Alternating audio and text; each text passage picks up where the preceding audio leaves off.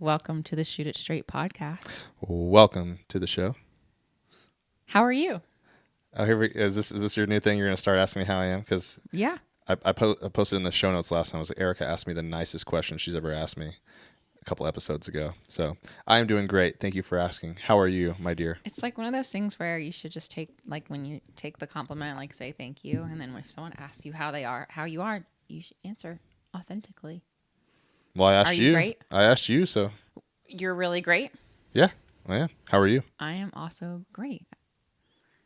Good. I've enjoyed the last couple of days of sun and warm. Yes. And being out in it and going back to hiking Turkey Mountain and enjoying just being outside. And it's still only February, so I feel very grateful for that because winter can sometimes be very long. And I think here in Oklahoma, it's not as long, and it's been very fucking pleasant. It was definitely longer last year, but yeah, it's been like 70 degrees, even 80 many 80s, days the past week. Like today. It's wild. Yes. Yeah. And I love it. It changes the day for me. Yeah, hopefully I can get all my work done because I think there's another 70, 80 degree day coming up. I got to get out and play some golf. Yeah, this week's supposed to be really nice too, so cheers to that and being able to enjoy it. And hopefully Squat's not too tired from our hike yesterday because we're going to go back out today. And I know he loves it. He's not asleep right now. He's not? He's kind of asleep right now.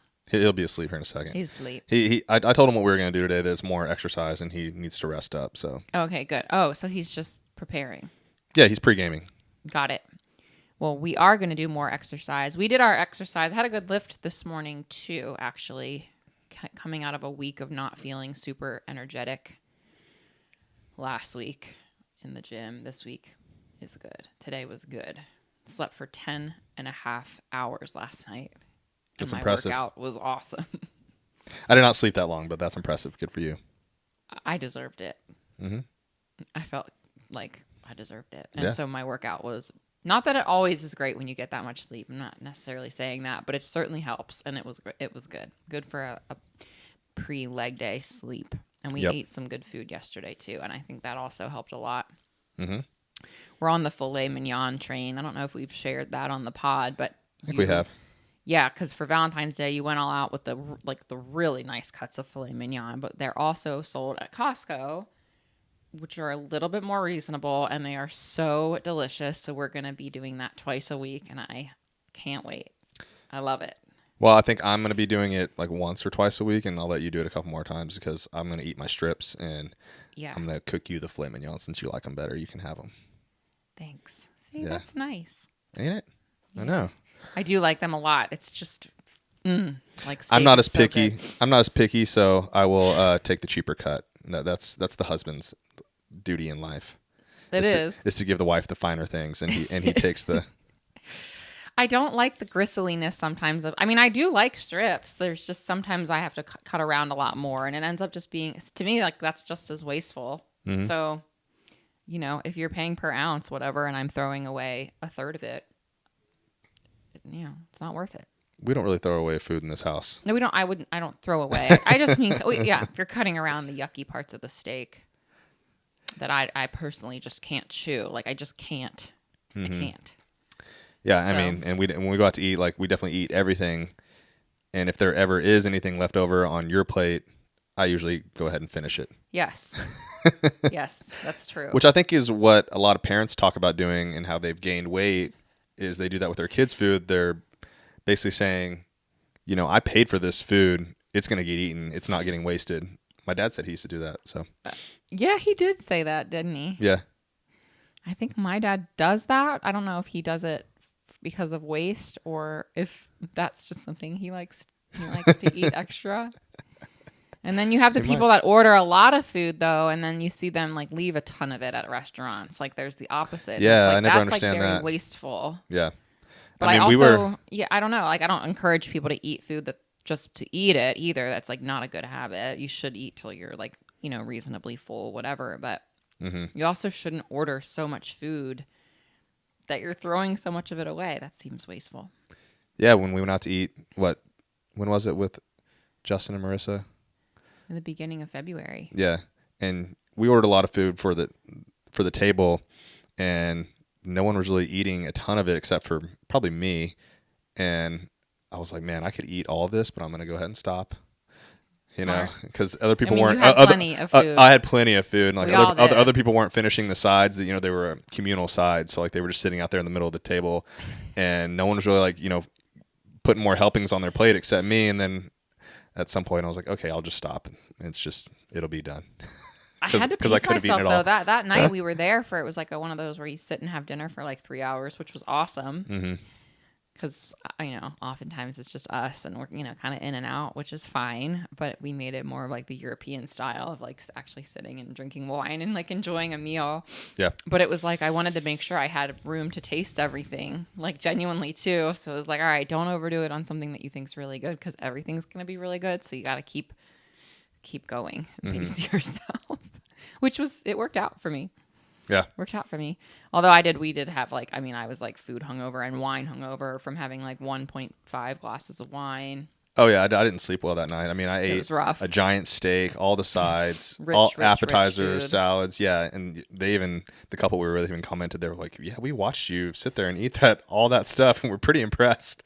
Yeah, it was a lot. That was awesome. That was a fun night. But anyway, today's podcast episode is going to be a fun one, I think, because we do this a lot in our practice and what we do for clients, and we're just going to bust a big myth and kind of break down one of the bigger myths, or I should say we're going to break down one of the bigger topics that we promote a lot, which is getting strong, and the myths that are underlying within that topic. So Right.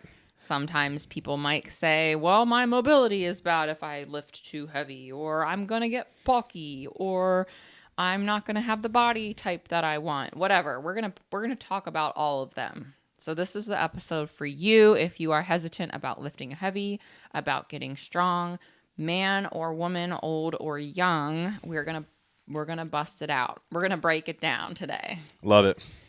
Okay, so let's talk about mobility first, actually. I think this is a good starting point. The good starting point. Yeah. Mostly because I think that this one isn't necessarily a myth that a lot of people might first go to when it comes to getting strong, but I think especially for those that are out there thinking that they need to add in a ton of additional mobility or go to yoga multiple times a week, and they're thinking that those are the only things that are going to help them with mobility, that couldn't be further from the truth when it comes to lifting weights. And I always go back to like my own personal example of that, of feeling like my mobility has gotten so much better and continues to get better the older that I get and the more that I continue to get strong and lift heavy weights. And I'm not lifting any less heavy right now because I'm 35. Like I'm not scaling back quite yet on like the weight that I'm actually lifting, but like my mobility has continued to get better and better and better. Shoulder mobility, my thoracic spine is better. It's definitely always a work in progress, but it is better.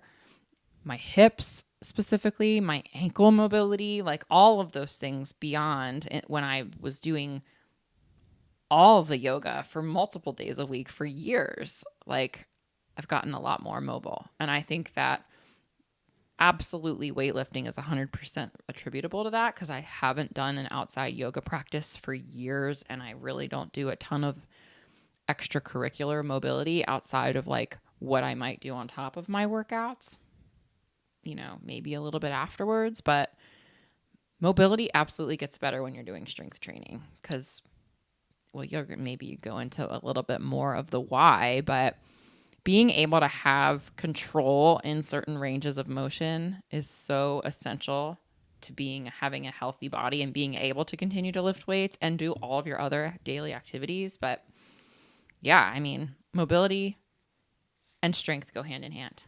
Absolutely. I mean, you can say to a point that strength training is mobility training.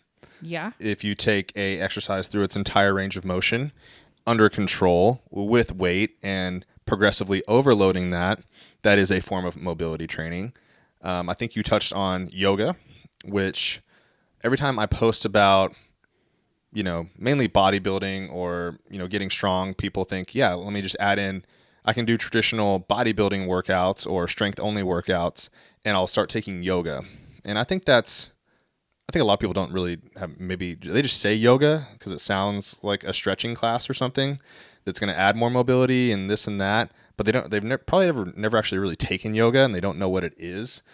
But I recently did a podcast with Dr. Kyle Richmond, who I think is becoming known as like the mobility guy there's a lot of them, but he's becoming known as a mobility guy. And he would tell me that he has people that do yoga instructors, I believe, come to his practice and they have no mobility because they don't have any strength through those ranges of motion, which is what mobility is. So mobility and flexibility kind of get tossed around together. Pretty much they're little two separate things, and I don't really want to go into defining them just because I don't need to.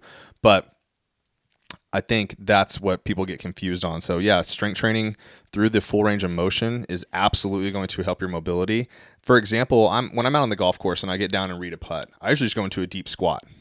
That's easy for me. I don't need to bend at my knees or hinge back on my hips. I don't need to do the Brooks Koepka, kick my leg out. I can just go down into a full deep squat and read my putt. And people have asked me before, what stretches do you do to be able to do that?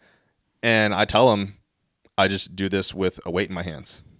I do a squat pattern, barbell on my back, hold it, a goblet, whatever. I just do this with weight for reps, and I can do it, sit down here and read my putt and do it. So absolutely, you can gain more mobility the stronger you get. Well, you also just came out of a cycle with lift heavy, swing fast of doing the pauses at the bottom, bottom pause squats and things like that. And like that is the best test, I think, of like mobility. Yes, strength too. Like it's so hard and so challenging. But if you can actually stop your shit at the bottom and hold it and then like creep up an inch too, like, dude, that's like next level shit. Seriously. And that's really what mobility is all about, is like, what are you able to do at these like, full ranges of motion with control and actually feel your muscles. I'll talk about yoga for 1 second, then we'll move on to like the next kind of subtopic. But one thing that we would see, and you can see this too in weight training and strength training with clients, is people dumping into their weights, into their joints, excuse me. So when we said the expression like don't dump into your joints, you could see someone like holding a lunge, for example, or like a warrior pose or whatever in yoga, and you could just see them just sitting in their hips, not feeling a thing. You can see that. Typically it's an over like a hyper flexible person or a dancer type body where you can just tell they're very, very flexible. So their joints can kind of do lots of crazy ranges of motion, but they're not engaging their muscles at all. They're just kind of sitting. Or like same thing, even with like knees, you can kind of just like sit in your joints and not engage like your hamstrings and your quads and the things that actually burn and hurt. It's like a lot easier to just, it's like when people go to a bottom of the squat and they almost go too low at the bottom and they're just sitting there. They're just hanging out in like their knee joints because they're not engaging their muscles. And that's also what can get people in big trouble when they start overloading themselves in those ranges of motion and they do put too much stress on their joints because their muscles around the joints are not strong enough. Right. So. Yeah, I mean, hanging out in the very bottom of a squat versus coming up just by a couple inches is drastically different. So yeah, that's a very good point. I mean, almost like, you see the baseball catchers with the pads on the back of their calves because yes. they can kind of just sit there. They can sit there for a long time. Yes, they're obviously not holding they're strong as shit too. Oh yeah, but for sure. Like they're not sitting there like doing an isometric hold at the bottom, also catching baseballs, at 100 miles an hour. Yeah. That would be ridiculous. Yeah, that's a really good point. So, and I always like to tell people too is, one of the big differences between like just flexibility, like being able to like reach down and grab your toes versus like taking a hinge or a deadlift through that full range of motion is like, I wouldn't call that owning the position. Just because you can get there and hang out there, if you don't have any strength there, you don't own it. Yes. So that's what I used to like to tell people to do. Yes. Yeah, totally. Okay, cool. So that's a good one. Mobility for strength training. Let's get rid of that myth because there is. Go ahead. Well, I think there's also people look at a bodybuilder and think they must be not mobile, right? Because they can't like scratch their back or they can't put on a jacket or something. That's to a very, very far extreme, and they're not actually actually lack mobility because of that. They just lack mobility because they're so big that their muscles interfere with movement. Yeah, they just like run into each other. Yeah, and like your soft tissue just gets so big where it, creates a traffic jam in your body. Yeah. 99.999% of people will never ever get close to doing that. Right. Yeah, and the really good bodybuilders, like they're mobile because they get into their muscles that they want to get into at all the different angles and all the funky. But yes, the ones that are gigantoid. Yeah, and they're just giant. We had Dr. Jeff on here, and like he talked about all the things he does because you actually need really good ranges of motion to hit certain poses. Like you need to be able to externally rotate your shoulder to do, I don't know the names of their poses, double bicep or their lat spread or whatever it is that they do.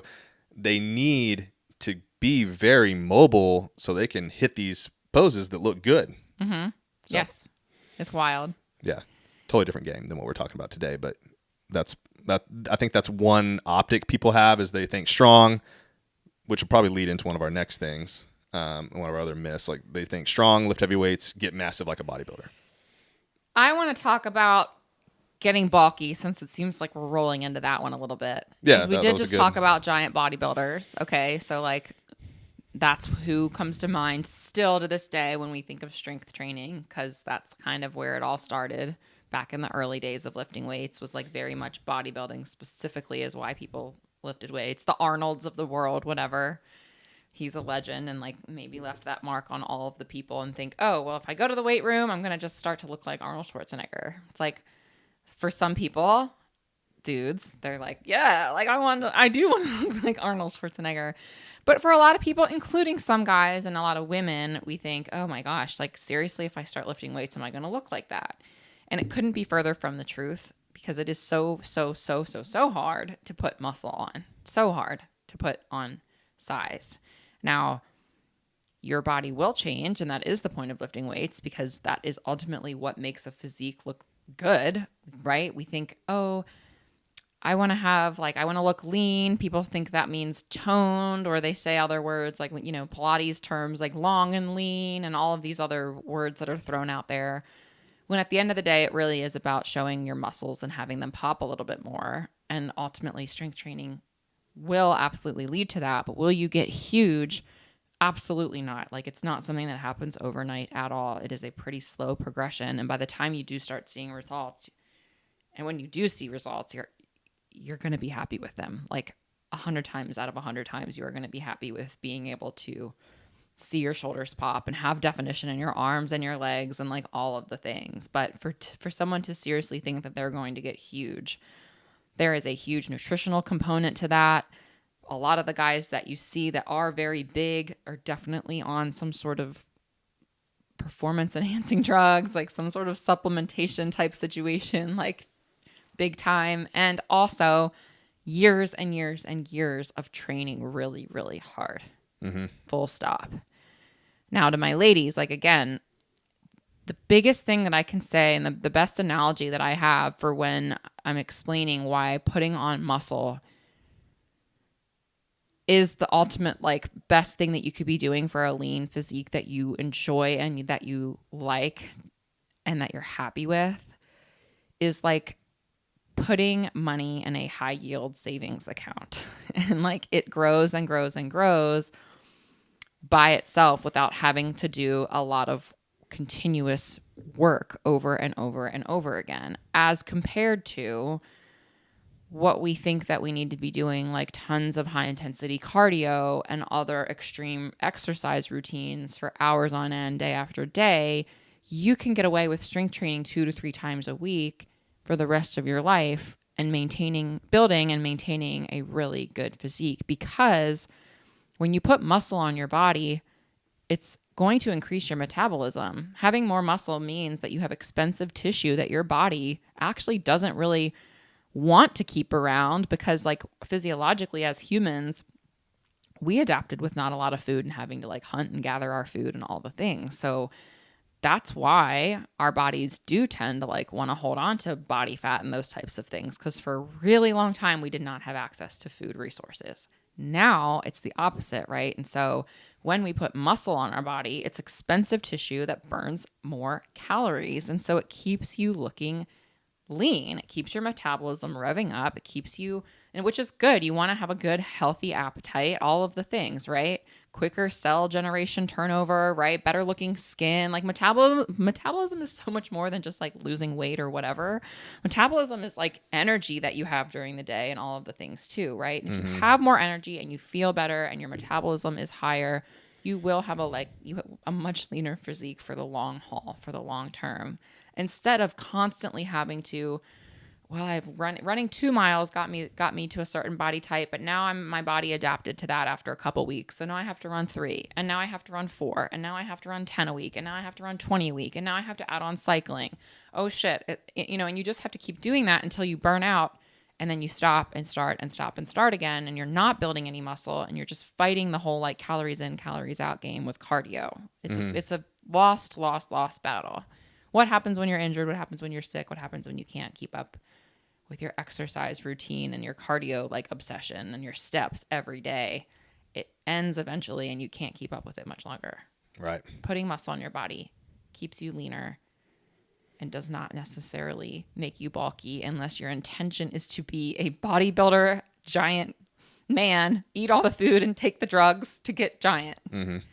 Full stop. 100%. All right, I'm going to talk about 2 experiences. One is my personal experience and what I've done to my body over the years to try to get big. And 2 is my experience training people. Yes. So let me start with my experience. So when I was younger, I got bullied a little bit, so I wanted to be bigger because I was a small kid. I was, I'm only 5'7" today. 5'6". 5'6" And and a quarter. Let's take it back to when I was 14 years old. I was shorter than that. So I was a shorter kid and I was a relatively skinny kid. So I think I was, because I started doing weightlifting and I remember I weighed under 120 pounds. Granted, I was like 14, 15 years old. So anyways, I wanted to get bigger. And so over the course of my high school life, I would literally force feed myself. I mean, I would eat chicken and swallow it down with water just because I was not hungry. I did not want to eat it.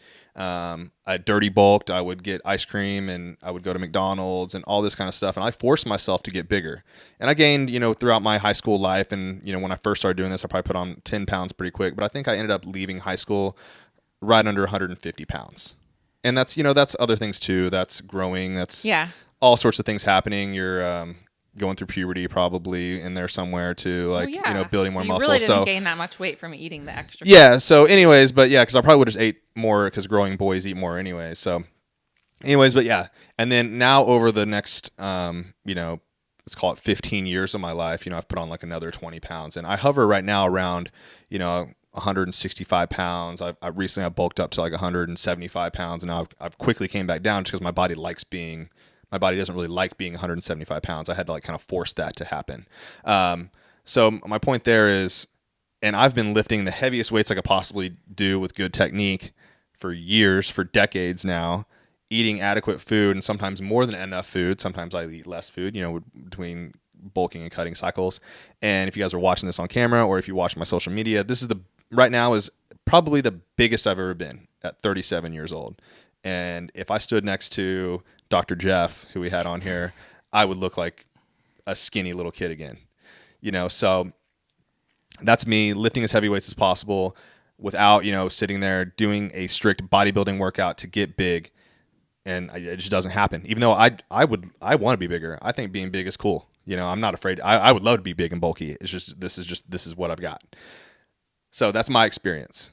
Now let me talk about when I train people. So as a professional personal trainer, I have never once put someone through a bodybuilding program just because the average person doesn't want to be a bodybuilder. Yet most people still default to doing a bodybuilding type split because that's all they know. That's what's out there, right? A lot of people still talk about doing that. But when you actually hire a personal trainer, most of them are not going to train you like a bodybuilder unless you hire a bodybuilding coach to train you to be a bodybuilder. So, you're talking about seeing people 2-3 times a week. Those are going to be total body workouts or maybe push-pull legs or something like that, just to break it up a little bit more. But total body workouts. And never once in my 12 years as a professional personal trainer did anyone ever say, Cody, I'm getting too big doing these workouts. Yeah, not once, not never. I've had guys still say, I want to get bigger, I want to get bigger, I want to get stronger, and we're progressively getting there. It just takes a long, long time. But yeah, never once lifting heavy weights. And I'm talking, I get people and I'm supervising them, or, they're doing my programming and we're progressively overloading. Technique looks good. People upload their form checks and things like that. Everything looks good. We're slowly progressing. And still to this day, no one lift heavy swing fast has ever said, hey, I'm getting too big. It's never happened. So for someone to actually do the work, and I think that people think that they're, getting bigger, and the only times that that's happens is if they're still not getting their diet in check and they're putting on more body fat too. Yes. And yes, then now, you are are, that too. you are getting bigger, but it's not because of the muscle. Muscle is lean. Your body fat takes up more space. Like, the old saying, a muscle weighs more than fat. Well, no, a pound of anything weighs a pound.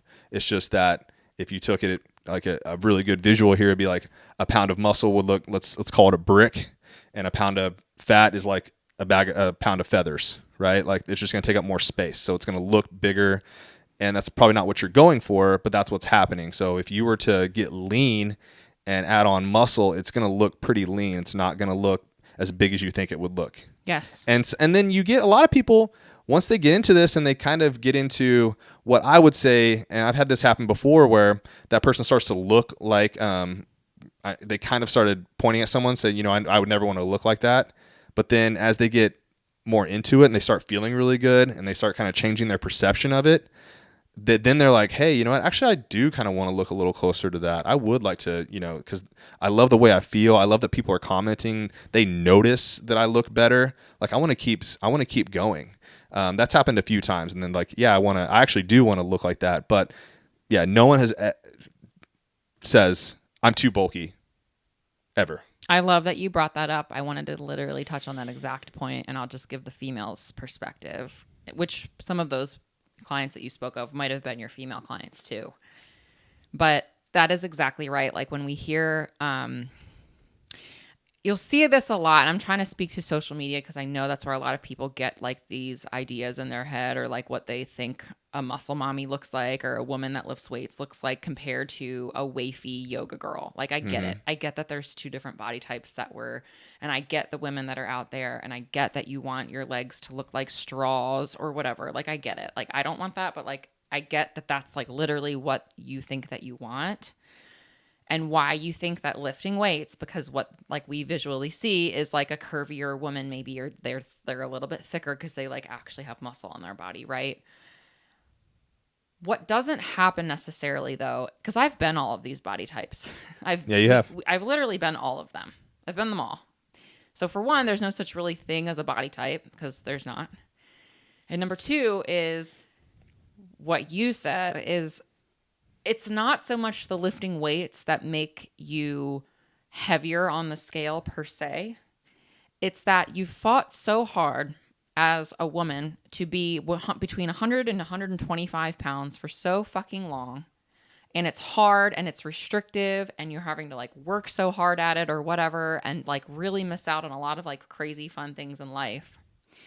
And when you start lifting weights and feeling better, and your biofeedback is better, and your period health is better, and your sleep is better, and your sex drive is better, and like a million fucking things are way better, and you actually start feeling more confident, because you do feel way fucking confident when you can squat heavier than most men in the gym, or lift things over your head, or do a pull-up for the first time in your life. You literally give so many less fucks about being a certain size. And so that's what happens to people, is not so much, oh, I put on all of this size because of lifting weights. It's, oh, I'm no longer restricting myself of so many fucking things and having this certain very restrictive mindset about what working out is and training is and what I actually want. Because I don't think that people actually want to be a size 0 and feel restricted and feel like shit all the time and not being able to like eat and enjoy their life too.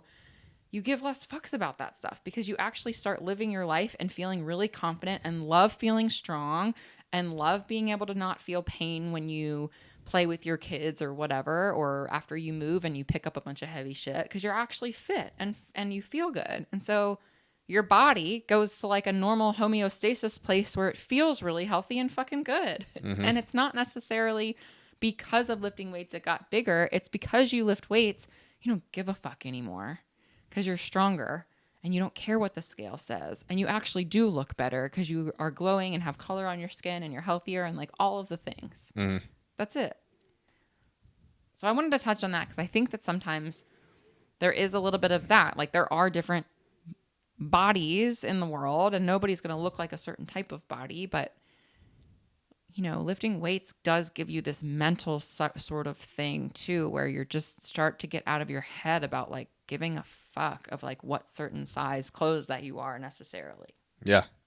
So there's a famous quote. Do you remember we drove by in Columbus, the West Side Barbell? Yes. West Side Barbell, super famous powerlifting gym.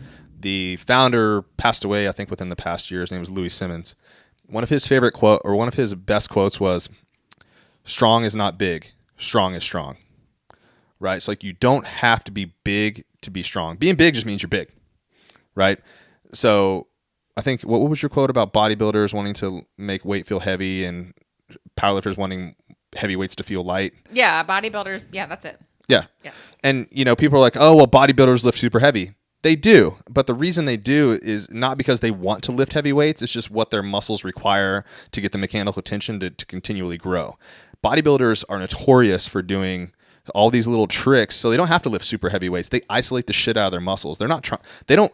If you ask a bodybuilder whether they care about being strong, that's not their goal. Their goal is to be big and ripped and vascular and symmetrical and so on and so forth, and tan. But they do all this kind of stuff. They even do occlusion training where they cut off their blood supply so they can really hammer their muscles and not hammer their joints with all the reps that they're going to do.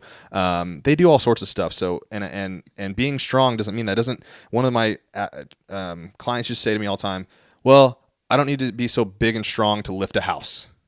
And I was like, well, you want to be strong. Like lift a house is just obviously like a crazy like analogy, but you definitely don't want to be weak. You want to be strong, and being strong doesn't necessarily make you super big. 100,000%. Look at a gymnast. It's a perfect example. They're the strongest fucking human beings on the planet. Yeah. And they're the tiniest girls ever. And guys. Yeah. And guys. They're shredded.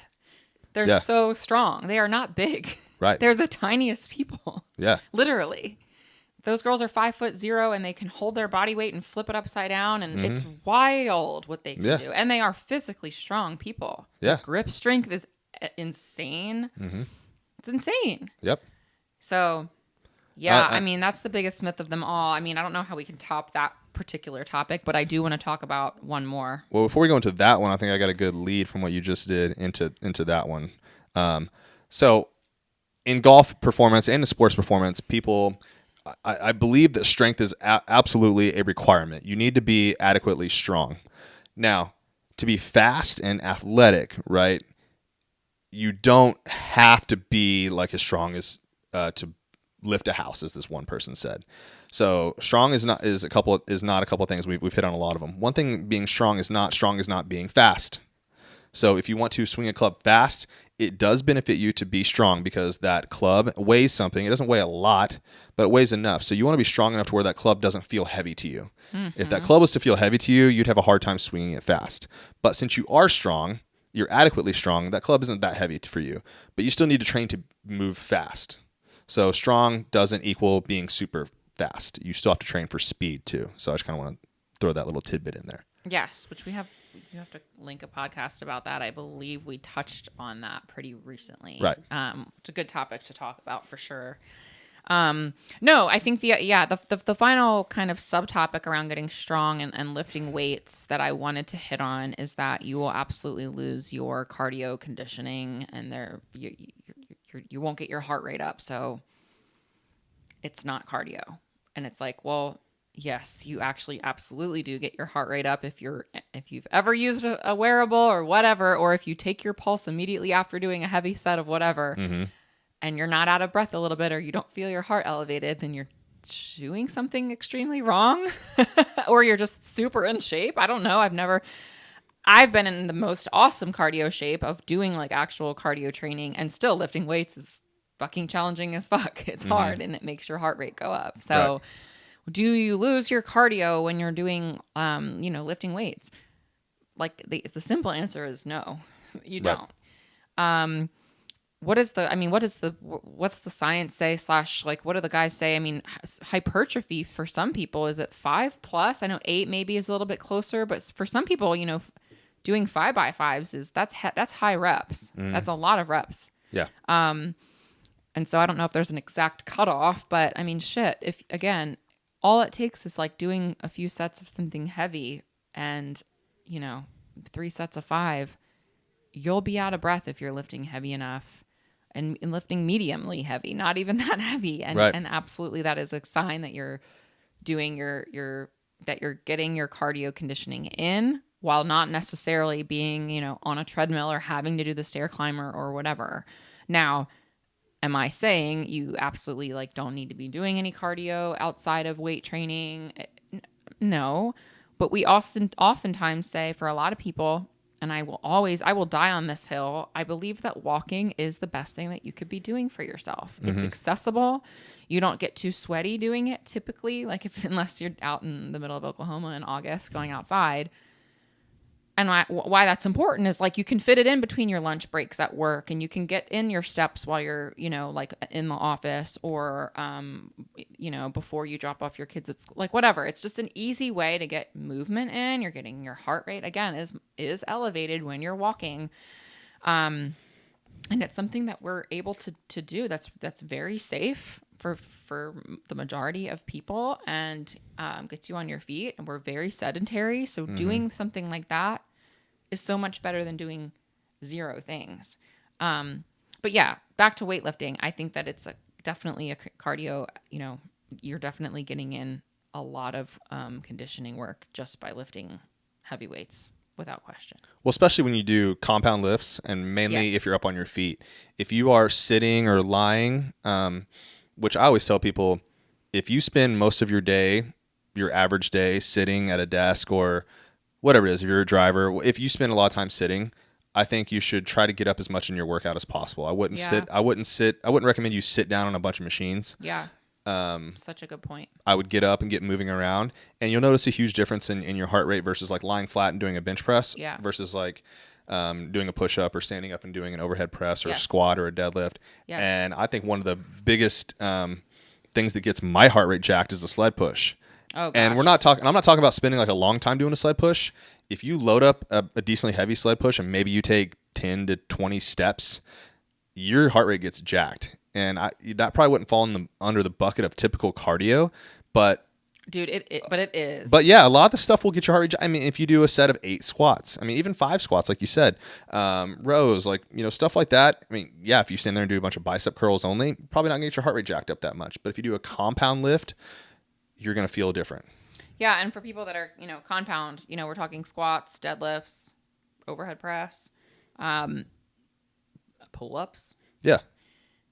Those exercises are like full body engagement, right? There is no way that you can't possibly think that your heart isn't getting some work in there too. Because again, like you're breathless after doing that type of work. That's why rest is strongly encouraged in strength training. So for my cardio bunnies out there or people that think they need to be doing jumping rope in between their fucking work sets, because people do want to do that or like jump around or like they need to be doing something like, if you're doing strength training the right way and creating an actual stimulus, you want the rest periods in between. Now, there's again, we program this too. Like there's a reason that we periodize and do different types of, 6 to 8 week cycles in strength training. Cause like there are times where doing 2s and 3s are beneficial. And then there's also times where you start to do more of the 10+ rep type of work, right?